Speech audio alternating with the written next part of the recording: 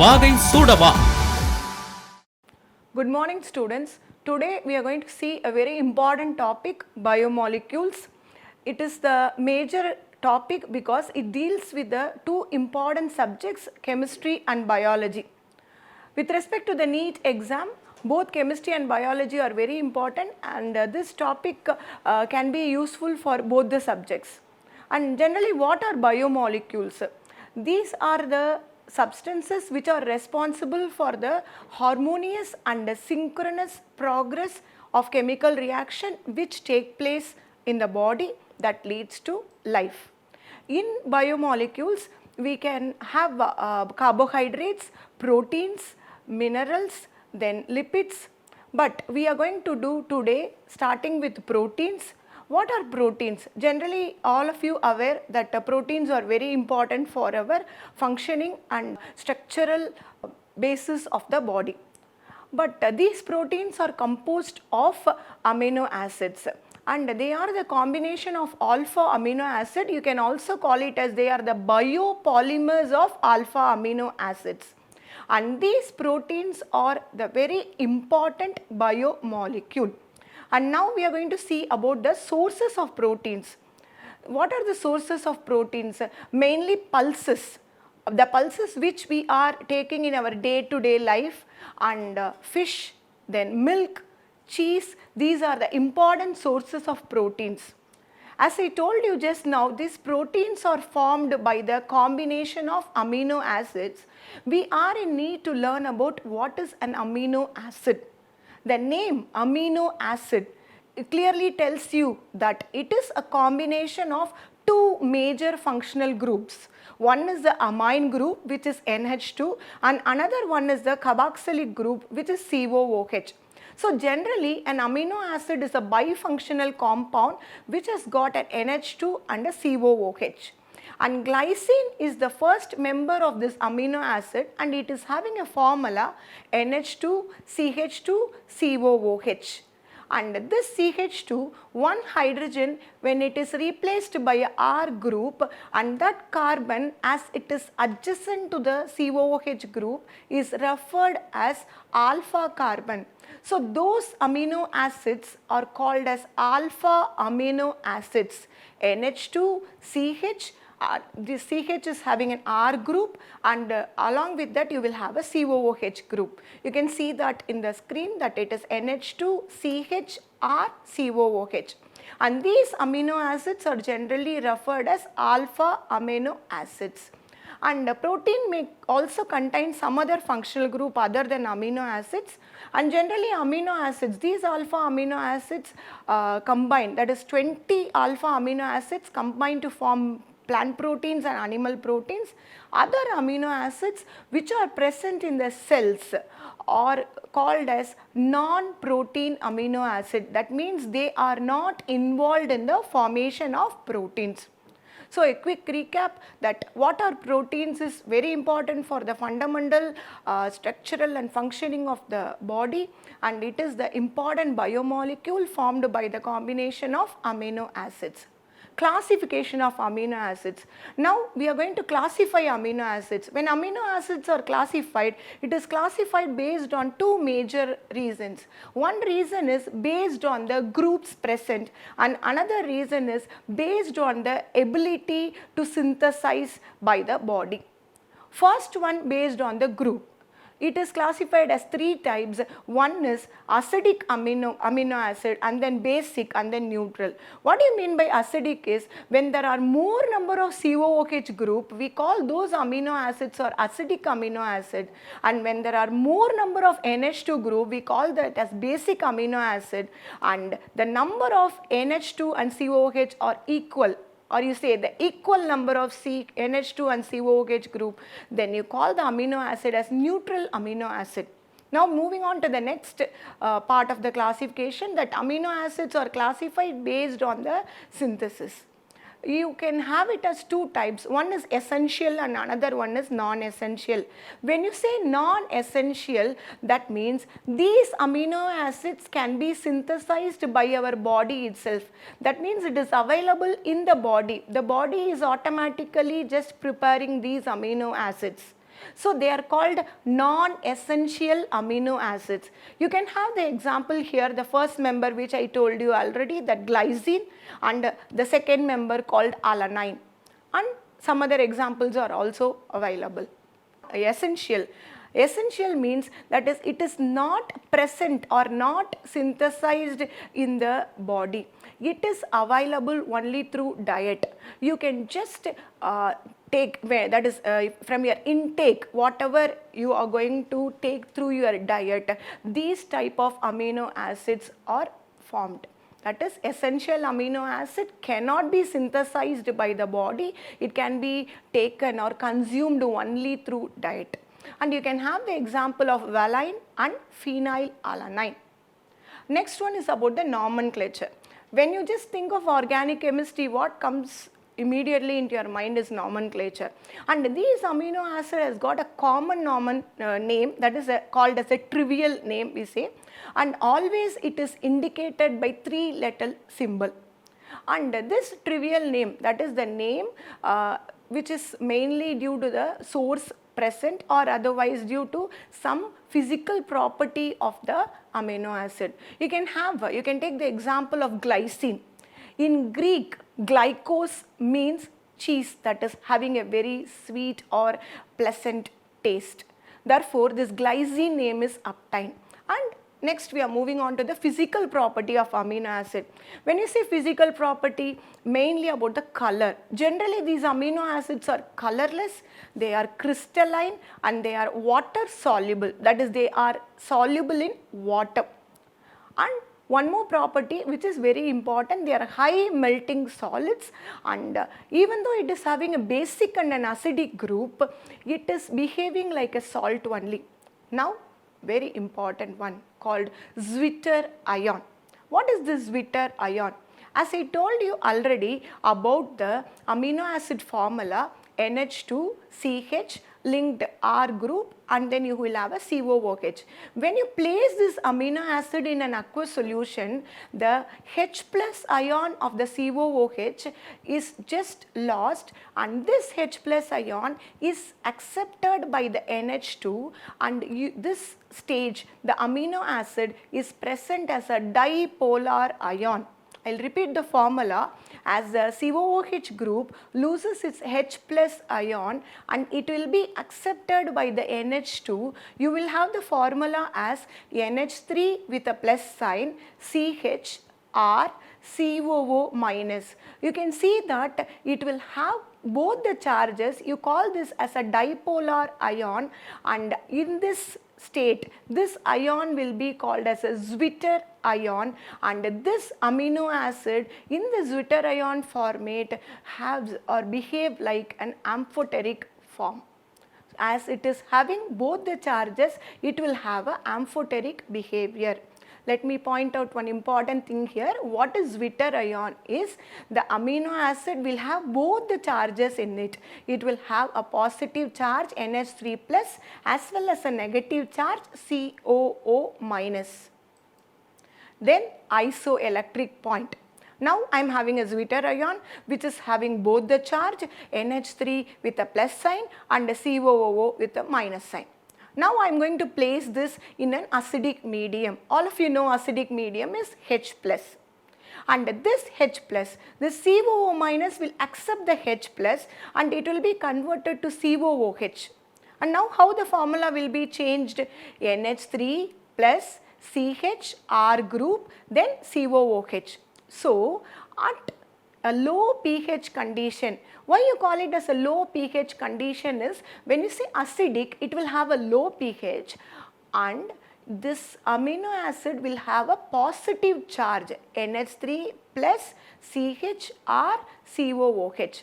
And the same Zwitter ion, when you just place it in a basic medium, that NH3 plus will just lose its H plus ion and it will be converted as NH2 CHR COO minus. So under a basic condition, this amino acid will have a negative charge. You can also call it as a high pH condition. So the charge of amino acid is decided on the pH range. So the Zwitter ion is an ion where you will have a positive and a negative charge, and if this ion is just placed in a acidic medium, it will be converted into completely positive. You can have it as a low pH condition, and in a basic medium it will be a high pH condition with a negative charge. And there will be a certain pH where the amino acid is not having any migration, or you can say that it will not migrate under the influence of the electric field, and that pH is called as the isoelectric point. The pH at which the amino acid does not migrate under the influence of electric field is called as isoelectric point.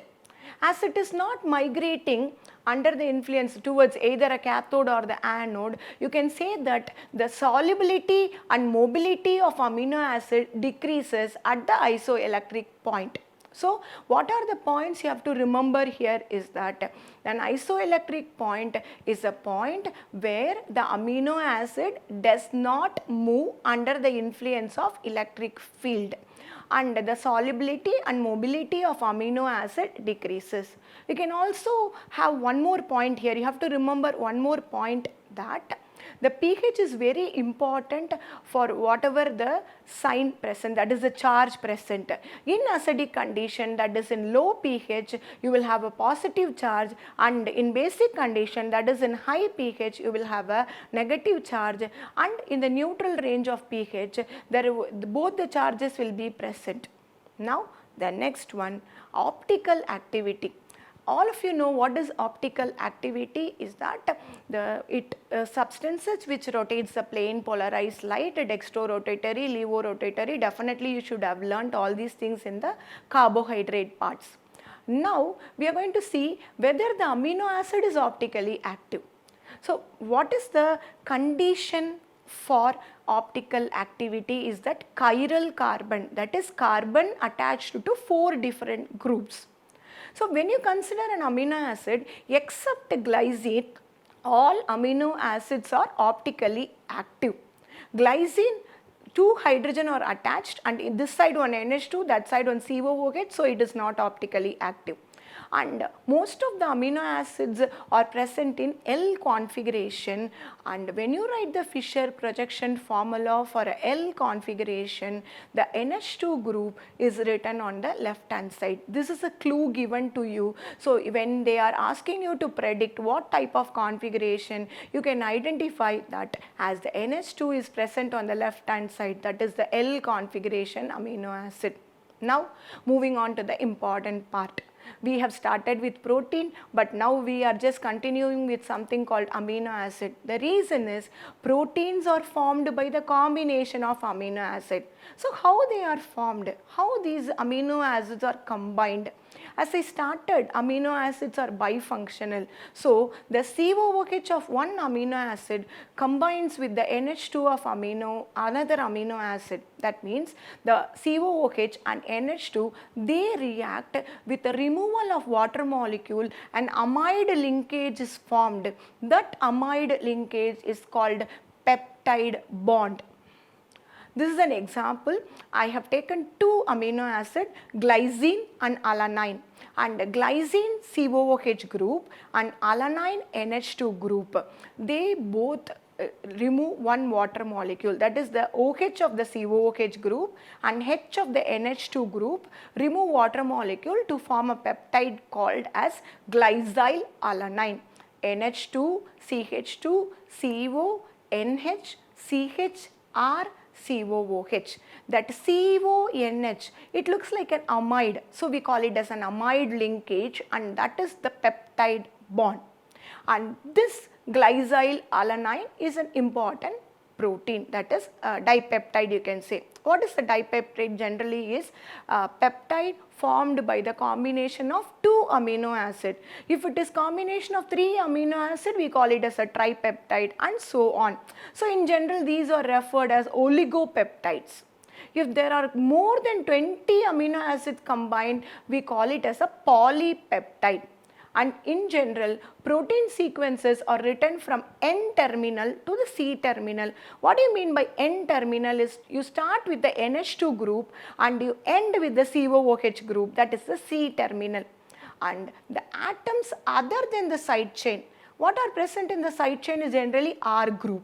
The atoms other than the side chain are called as the main group or the main chain, or you call it as the backbone of the polypeptide. Okay. Now the major important thing about the classification of protein. Now as we have completed about amino acids, we are going to move on to the topic protein. How proteins are classified? Generally they are classified based on the structure. There are two important things, one is fibrous and another one is globular. Fibrous, the name fiber, that is a thin thread like structure. The example is very easy to remember, that your hair, that is the example you can have here, or you can see that it is just like a thread, and two threads are present side by side, they lie side by side and they are connected by means of hydrogen bond. And they are also connected by means of disulfide linkage. What is the disulfide linkage is, there are sulfur atoms present in some type of proteins, they can also link and we call those as disulfide linkage. When you move on to globular, globe is something like spherical one. Globular proteins are spherical three-dimensional structures. Example, as I told you, with respect to fibrous, the example is hair, or you can say collagen. Collagen is a type of protein which is present in bones, and myosin which is present in muscle.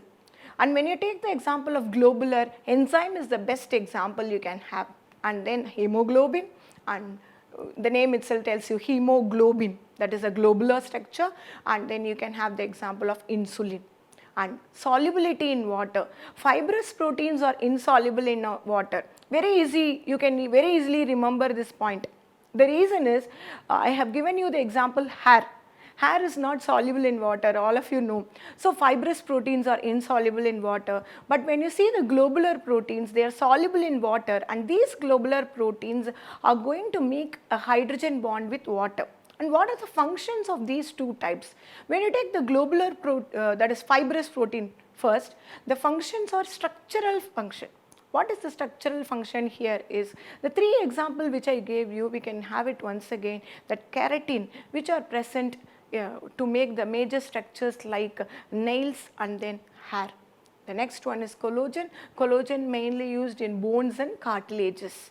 And these fibrous proteins are not affected by pH and heat. When you move on to globular protein, the major functions are metabolic functions. Enzymes I have given as example. So enzymes are present in all organs, that is mainly used for the metabolism of the body, and they are also that antibodies in mammals, and they are definitely affected by pH. You can see the diagram here of the fibrous protein, you can see that they are thread-like structures, and globular proteins, like they are present like a globule, spherical shape, a three-dimensional one. Other important structures, there are four types. One is primary, then secondary, then tertiary, and then quaternary. Primary is nothing but, you can very easily relate. Let us just take a very small example. You all know beads. These beads, let us take different color beads. These beads are amino acids like green, yellow, red, like that. All beads are connected to each other by means of peptide linkage. You get a mala, like you get a string. That is the primary structure. You can see the diagram, very nicely it is given. You have different color beads, and these beads are connected by means of small linkages. That linkages are peptide linkages, or you can say amide linkages. So that linear structure or the sequence of amino acids arranged in a linear form are called as the primary structure. And if I change any amino acid, in the sequence, if I take out one amino acid and I replace by another, then there will be a different protein formed. So 2 points you have to remember here, that this is the basic structure of a protein, primary structure, and this primary structure is a sequence of amino acid which are arranged linearly, like different color beads are joined together to perform a full string of beads the same way. And if I change any amino acid in that particular sequence, a new protein is formed. Now the secondary protein, definitely, see, it is like moving from simple to complex. As I start from primary, that is the most simplest, and secondary, tertiary and quaternary, the complexity increases. When you say secondary, it is slight complex with respect to the primary. What is that here you are having is about the cross-linked polymer. Mainly you can have two divisions here. One is called as beta pleated sheets or structure. Pleats, it's a very common word. Pleat we make when we just do our saree and all, you can see the pleats, that is the pleat, or otherwise the fold which you have when you make a paper fan. All of you should have done a paper fan in your young age. The same way that pleats are formed, that is folding the paper, and these pleats are present and it is extended in a maximum way. That is, the amino acids are going to lie side by side and they are held together by hydrogen bond. The very important example for this beta pleated structure is nails. The other one is, just now we saw the primary structure, a single string. If that string, I am going to make it a helix. Helix, all of you know about DNA. DNA is a double-stranded helix. But this helix, we are having a single stranded. You can call it as a right-handed helix. That means you are going to twist the string to a helix form, that is a spiral, spring-like structure.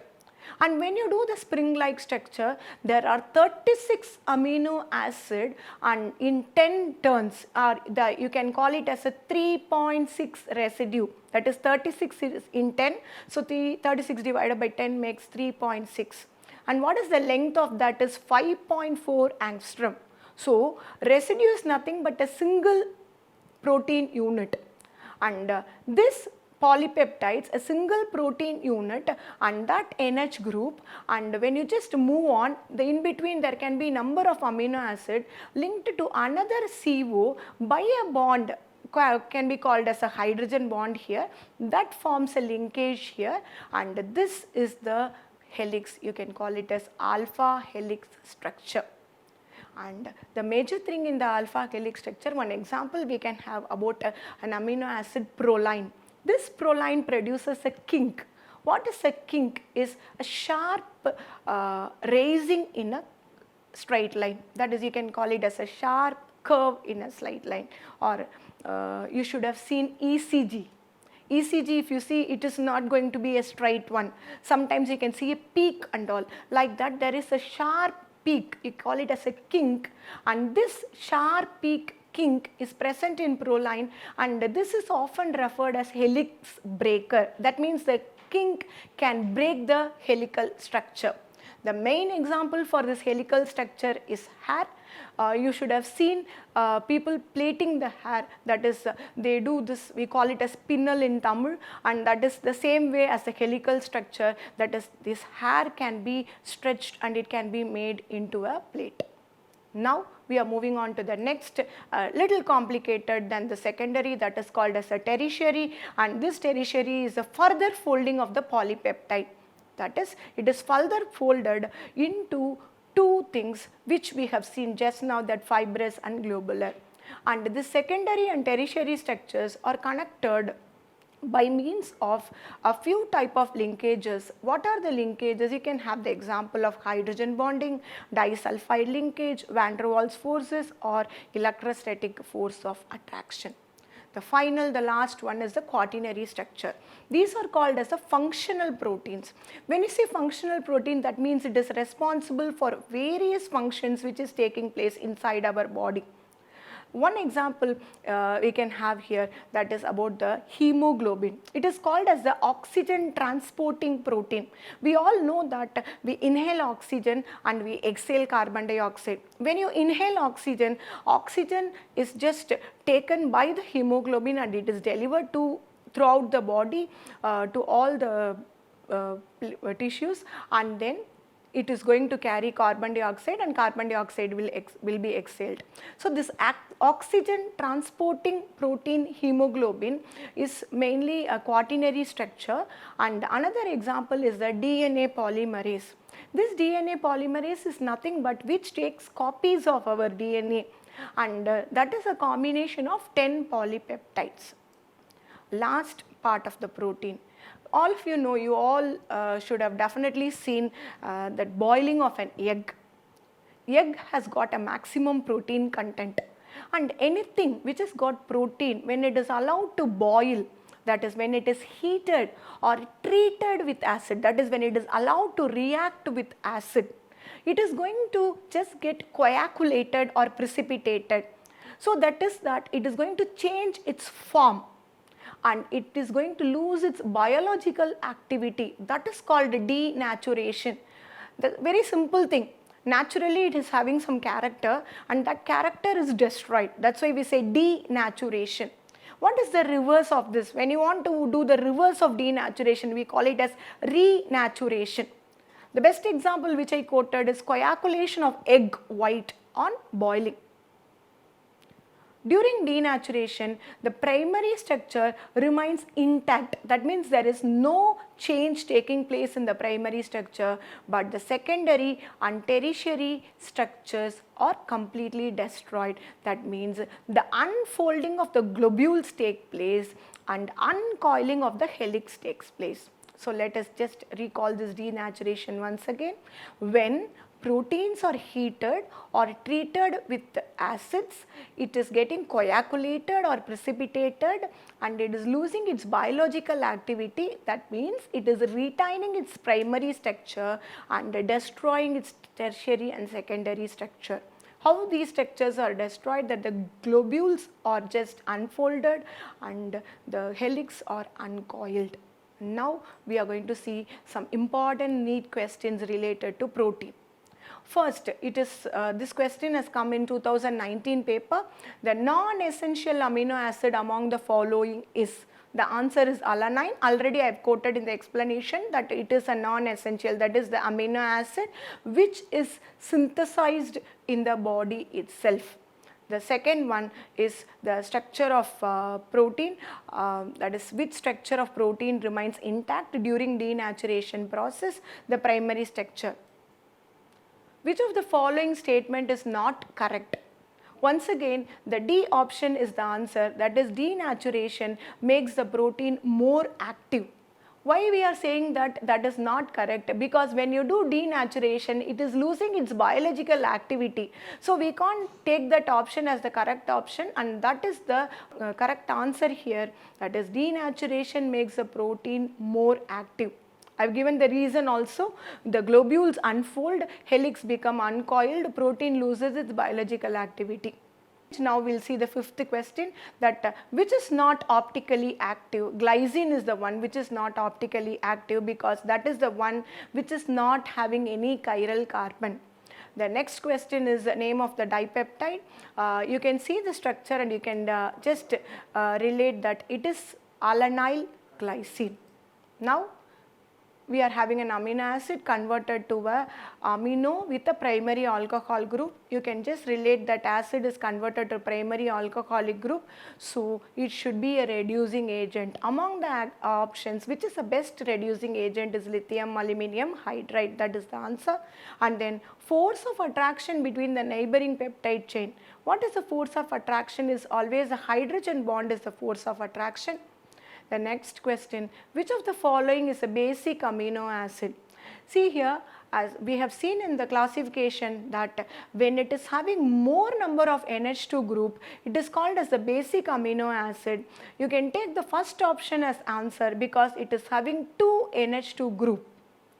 And when you just see the other options, it is having either one NH2 or more number of COOH like that. So the best option here is the first option, NH2 CH C double bond NH, NHCH2 thrice CH NH2 COOH. You have 2 NH2 group. The last question which I have given here, what is the incorrect structure of glycine at a given pH? For this you have to recall your isoelectric point. Isoelectric point at low pH, that is at acidic condition, it will have a positive charge. So first answer is not possible. And at a basic pH it will have a negative charge. So third answer is also not possible. But at a neutral pH it will have both the charge. So second answer is not also possible because the pH 6 it will have both the charge. You can take the answer as the D1 because at pH 12, when you see pH 12 it is most basic, then there should be a minus charge, but there is no charge given. So that is the incorrect structure of glycine at given pH. Now we are going to just move on to the next heading, enzymes. Now we are going to see the next important enzyme. That is the enzyme part, of important biomolecule, or you can also call it as a special category of protein. These enzymes are used as biocatalyst. See, when you see any biological process without this word enzyme, it is not at all possible. And this enzyme has got a globular structure, that is you can call it as a tertiary type of protein, because tertiary type of proteins always have a spherically rounded ball like structure and they are highly shape selective. What do you mean by a highly shape selective is you will see when I do the mechanism of enzyme. And with respect to the rate, that enzymes are accelerating at a rate that the order of 10 power 5, and you can have it as a, that is it is having a highly selective or specific character. Next one is about the mechanism of enzyme action. You have got a very nice diagram here, and this diagram you can you are going to learn in one more lesson called surface chemistry, and the same thing is given here. And what is that is you are going to have an enzyme. That blue color which you are just seeing in the screen is the enzyme, and you can see a small groove or whatever you can say, that a very cave like structure which you are having there, and that is the active site. So whenever the reactant is going to come, the substrate reactant is going to come, it will be just placing itself in the active site and it will be forming a transition state. Transition state is the intermediate state, and this intermediate state, this enzyme will catalyze the reaction, and finally the enzyme will be removed and the product will be obtained. You can see in the diagram you have the active site, and that that is a red and a yellow part is the substrate which is going to enter into the active site, and you will have a complex, that is the transition state, and after that it will be converted into the enzyme and product. And here whenever it is acting as a catalyst in a biochemical reaction, they generally activate the reaction by decreasing the activation energy. That is, whenever you want the reaction to take place fast, it should reach the activation energy faster. That is the reason we are using a catalyst. So when you use a catalyst, the activation energy is getting decreased and it is stabilizing the transition state so that it can be easily converted itself into the product and the enzymes are regenerated. You can see the verbal, that is the equation for that, E plus S giving ES, then it will give the E plus P, that is enzyme and the substrate combined to form a complex, enzyme substrate complex, which gives the enzyme along with the product. This can be dealt in detail in surface chemistry. When you learn that lesson, this will be more clear to you. Now a few examples you have here, like enzyme and what are the reactions in which it is catalyzing.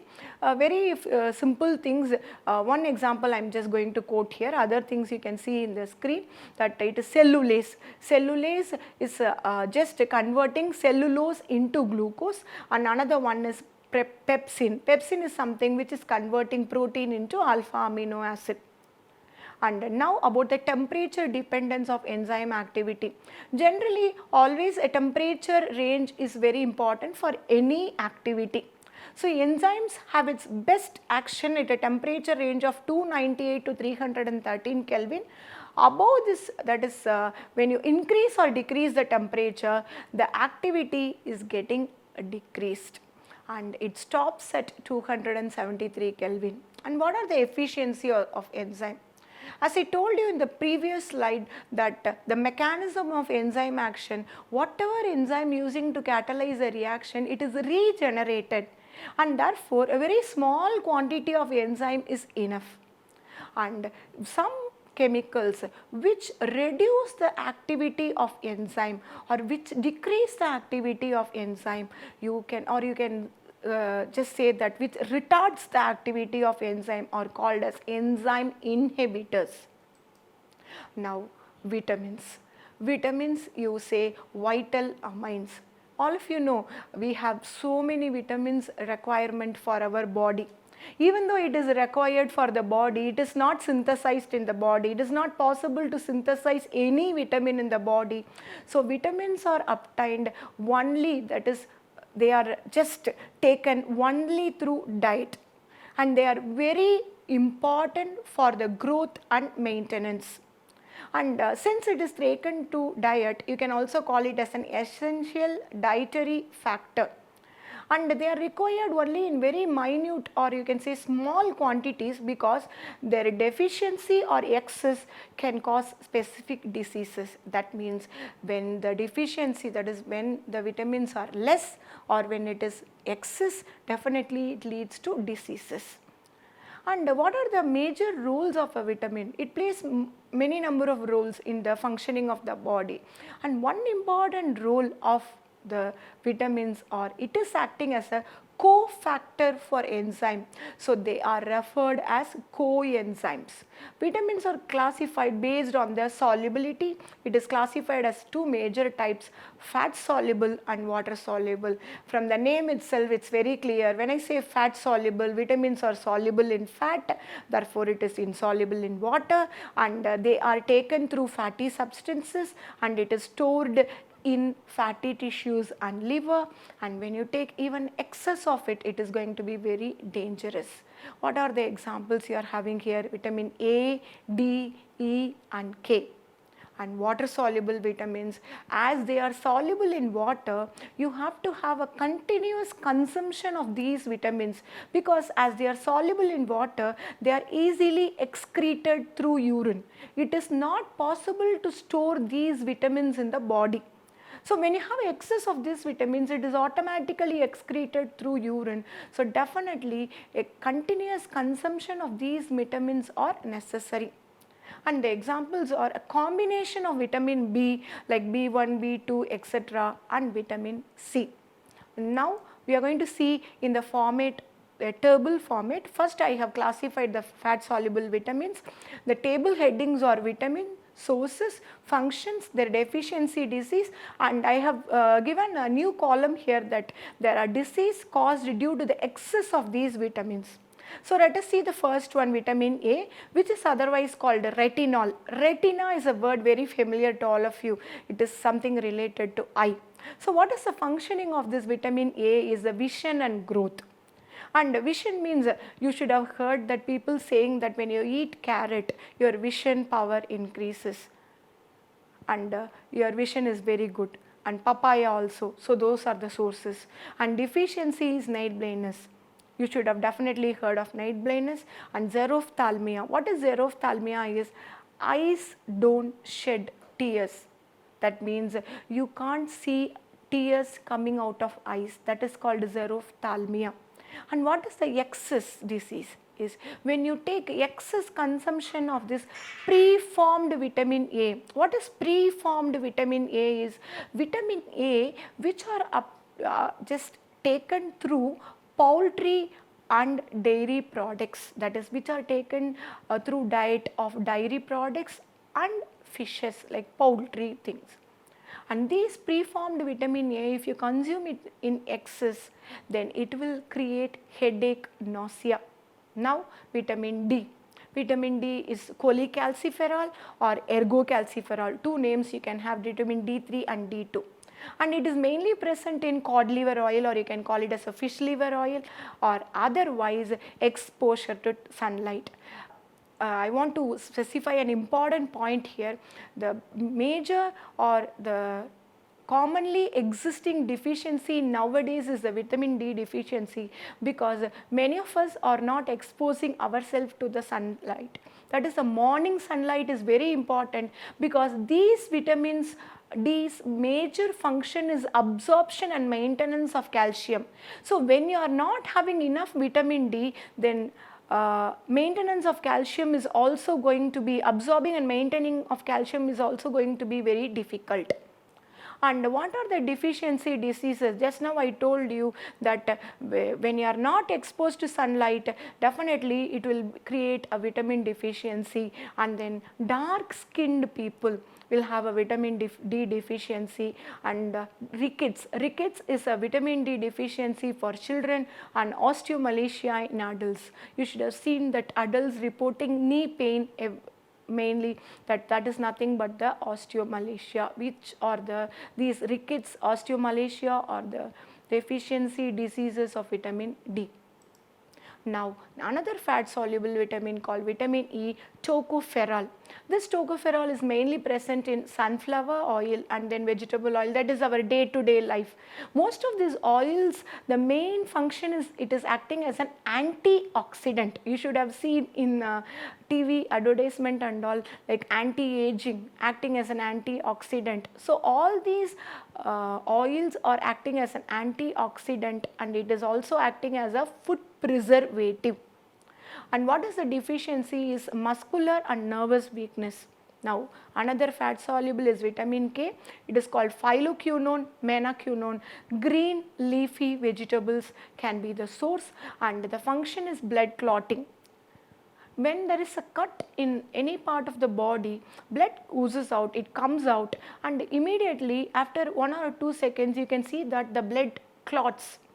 This clotting of blood is mainly the process to stop the blood flow, and this is the function of vitamin K. And when there is a deficiency of vitamin K, this clotting time is delayed. That means more time will take for the clotting of blood, and you can also have some hemorrhagic diseases. Now, water soluble vitamins, number of vitamin B's we are going to see here. First one is vitamin B1, that is called a thiamine. The major source of thiamine is green vegetables, milk, which we take in our day-to-day life. And it is acting as a coenzyme, that is, it is supporting an enzyme. Coenzyme I already told in the introduction part. It is supporting an enzyme in the process of glycolysis. What is glycolysis? Is conversion of glucose to pyruvate. And when it is converting glucose to pyruvate, this vitamin B1 is acting as TPP, that is thiamine pyrophosphate.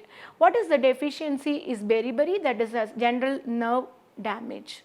And vitamin B2, riboflavin, all of you know it's a very common vitamin which all of you take as B complex tablets. Everyone take, if you are a little tired, or people used to say that you have to take B complex tablets. That is nothing but this vitamin B2, riboflavin, is generally available in any medical shop.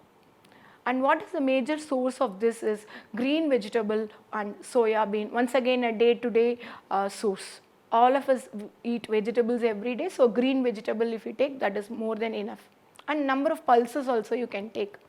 And what is the function of this? Acting as a coenzyme in the form of FAD and FAN in the redox reaction. What is FAD? Flavin adenine dinucleotide. FMN, flavin mononucleotide. So these two form this vitamin B2 is acting, and in a redox reaction, the deficiency of vitamin B2, that is the riboflavin, is chelosis. And you can, what is chelosis is generally, you should have seen that whenever people having this deficiency, that corners of the lips, these two corners, when you smell, no, that the two corners of the lips, you can see that the skin has got enlarged, or it is generally expanded, and that is called as the chelosis, or you can say that lesions of corners of mouth, lips and tongue. Vitamin B3 niacin, and this is mainly once again green leafy vegetables. So what you can understand from this tabular column is that you have to eat vegetables every day. That will just get rid of you from many vitamin deficiencies.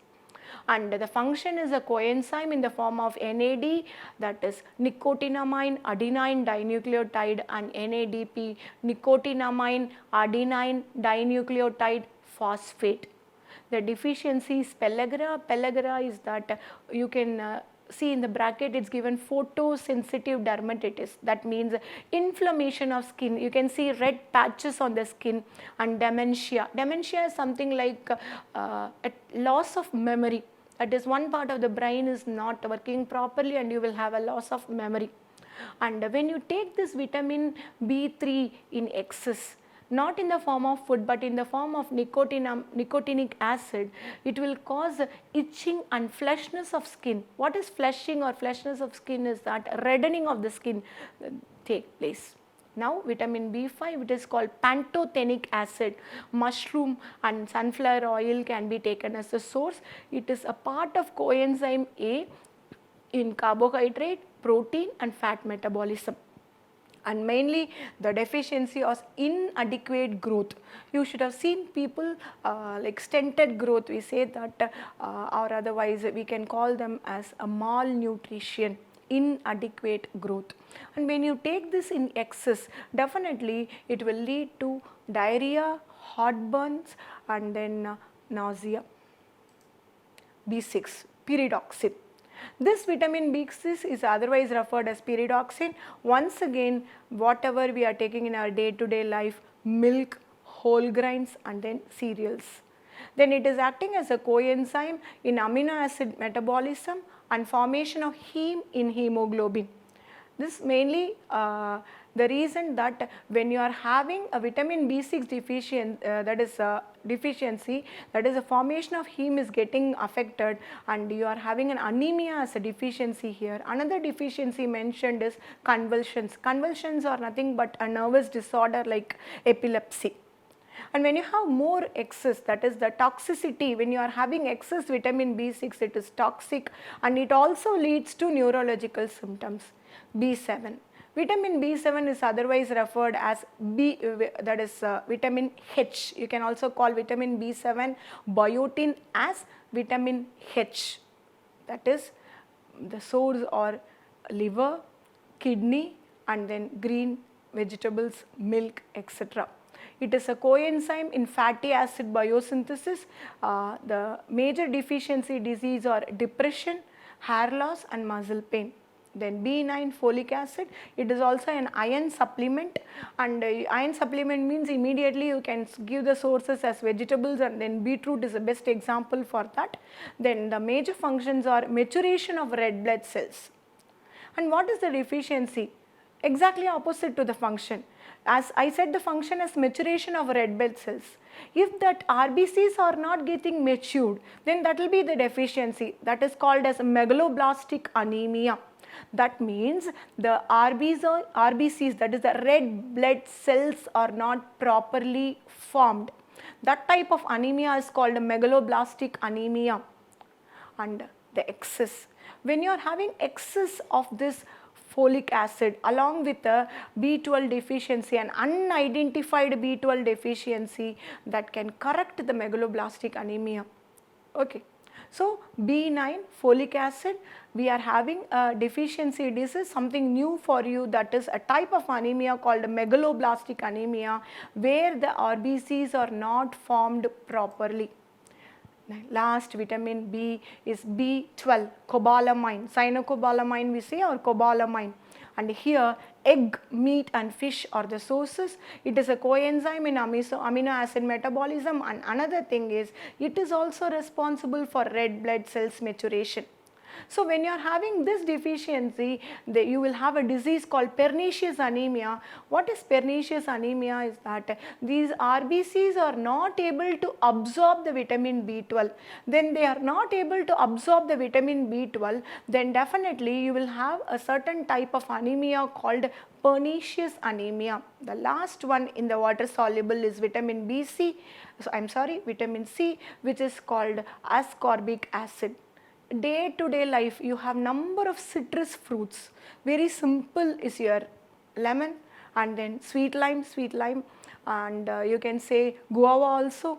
Number of citrus fruits, amla, which is very important and source of vitamin C. And these vitamin C, if you take, definitely these functions can be done. What is that important function is that acting as an antioxidant, and it is also mainly useful for building of collagen. Collagen is a type of protein which we have seen earlier in the class. And it leads to a deficiency disease of called scurvy, that is the gums, that is the gums portions of your teeth that starts bleeding, and tissue swelling, hair loss will be there. And what is the toxicity? When you take excess vitamin C, it leads to kidney stones. Now the last topic which we are going to see is hormones. Hormones, many hormones are developed in our body. They are developed in our body in ductless glands. What are ductless glands? Generally endocrine glands are referred as ductless glands. And when it is developed in the ductless glands, it is taken through the bloodstream into various parts of the body to control various metabolic process. Or you can otherwise say these hormones are organic substances which are secreted in a tissue and enter into the bloodstream, and it will induce a physiological response like growth and metabolism in other tissues. And it is also required in minute quantities. And when you just go through from the beginning till now, like vitamins, enzymes and hormones, all these things are necessary, but very minute quantity is enough. You need not take too much of all these things. Minute quantity is enough, and it is not stored in the body like fat and carbohydrate, but it is continuously produced. What are the significance is, just as I told you, that as it is important for the growth and metabolism of the body, that it is taking care of every major process. One important process is our eating behavior also. Sometimes when you go to doctor and if you are not detected with any ailment, they say that there is a hormonal imbalance in your body. That's the reason that you are having all these problems, not able to sleep properly, not able to eat properly. That is an hormonal imbalance. So if you are having a perfect hormonal balance, all your day-to-day process are going to take place perfectly. And examples are maintenance of blood sugar, eating behavior, digestion, hunger, etc. And these endocrine glands are a special group of cells which makes the hormone. There are a few examples like pituitary. All of you know pituitary is present in the brain portion, then pineal, then thyroid. Thyroid is very famous. You know that thyroid is present here just below that is in the neck portion just below your chin. And then you have a thymus, then adrenal, and finally you have pancreas. Pancreas where insulin is secreted. And in addition to that, men produce a separate type of hormone in testis, and women produce a separate type of hormone in ovary. Classification.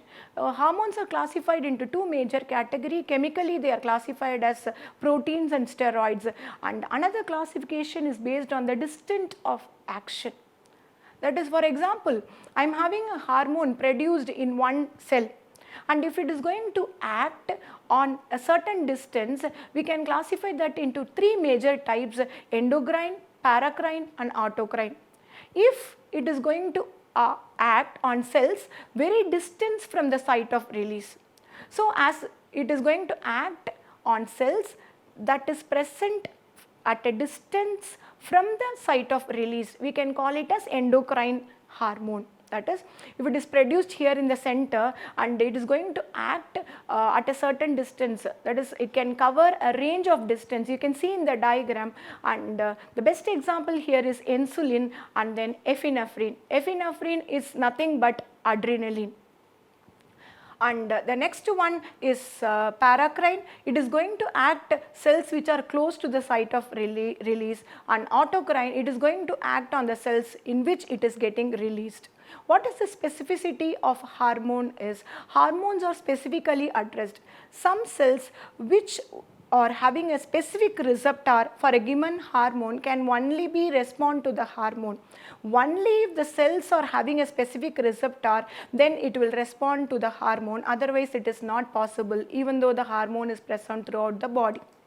A few questions relating to vitamin, hormone and enzymes. First is about the false statement about an enzyme. You can have B as an example. Enzyme changes the equilibrium constant of a reaction, because all other answers are correct with respect to enzyme. We are supposed to select the false statement. Next is vitamin, which is neither soluble in water nor in fat, is biotin.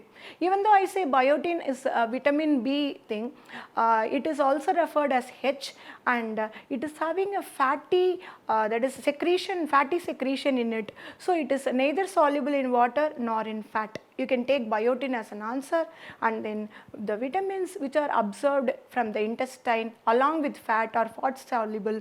Two examples that we are having, that is A and D as the answer, because all other answers is a combination of fat and water soluble. Then the next one is an anti-sterility or anti-reproductive vitamin is vitamin E. That is, the vitamin E is the answer here.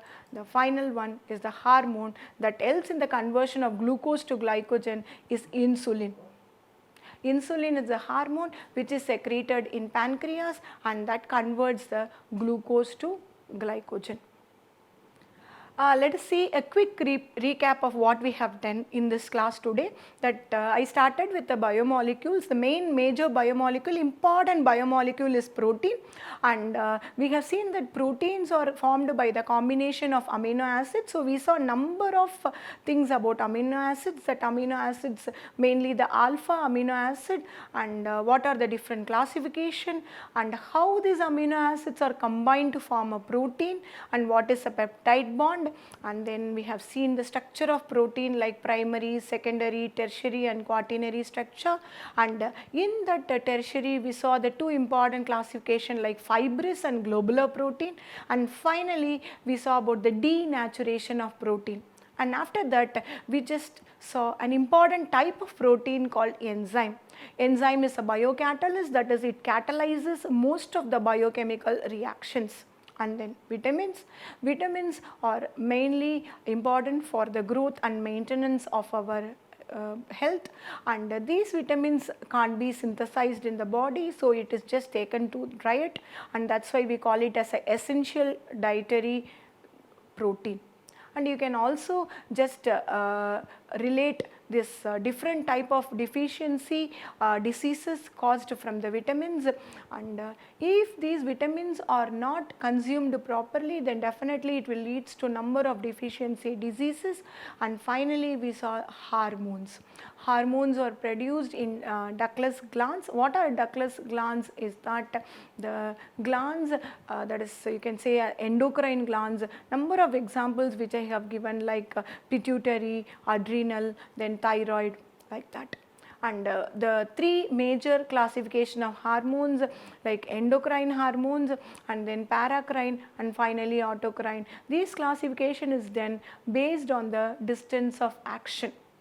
I have given you a number of questions also, and a few questions you can just browse from internet also, because these questions I have taken with different NEET papers only.